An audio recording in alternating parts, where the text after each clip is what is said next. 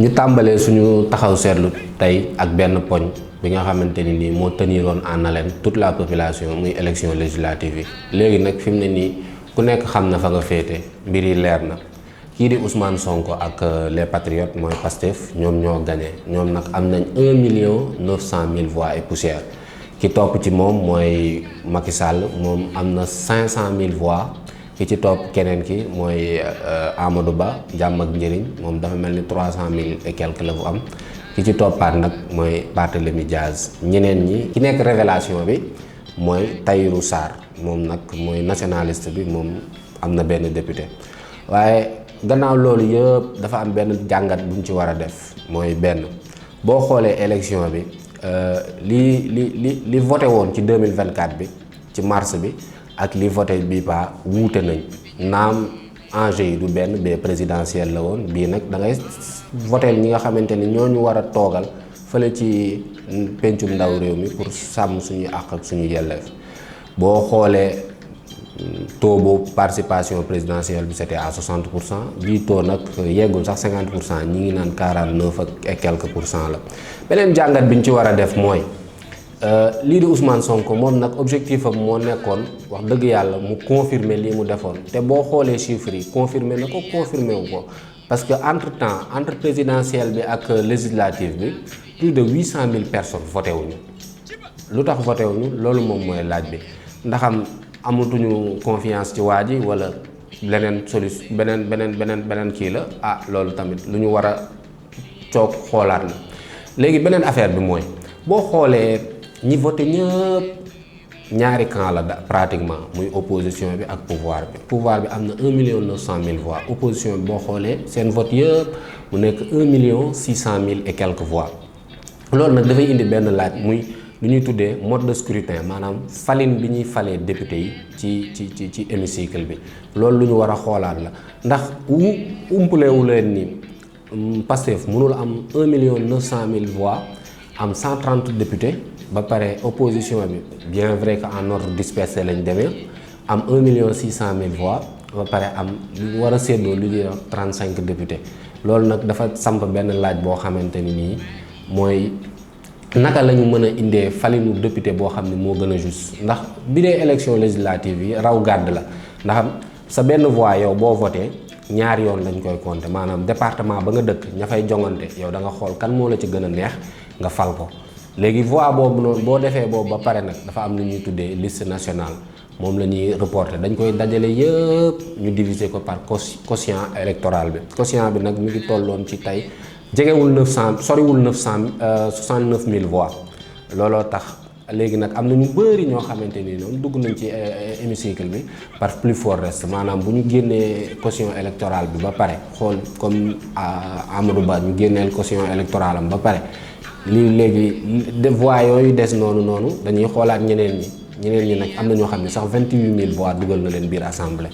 loolu nag mu nekk affaire boo xamante ni wax dëgg yàlla dëbb am na lu yàgg même am na ñenn ñu nekk ci société civile bi sax ñu ngi doon wax ñu xoolaat modune fal bi waaye bu loolu yëpp weesoo moom day indi benn affaire benn kii muy Sonko wax dëgg yàlla ak Pastef ñooy parti numéro 1 bokk ñooy parti bi ëpp doole jënd yàlla tey jii ñuy wax ak yow fii ci Sénégal beneen affaire nag bu ñu war a jàngat mooy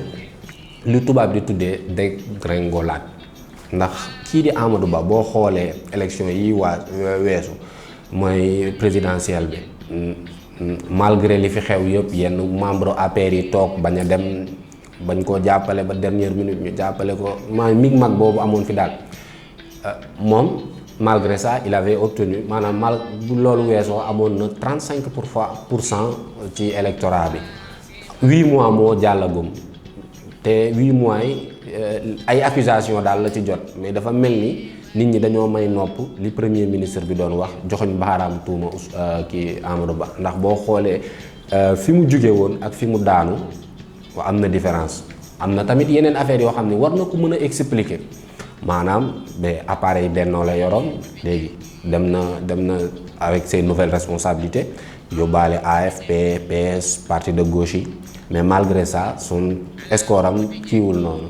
kii nag kii nga xamante ni moom la ñu war a jàngalaat ba ay mbiram mooy Macky Sall moom tamit dafa dem ànd ak Idrissa Seck ak waa PDS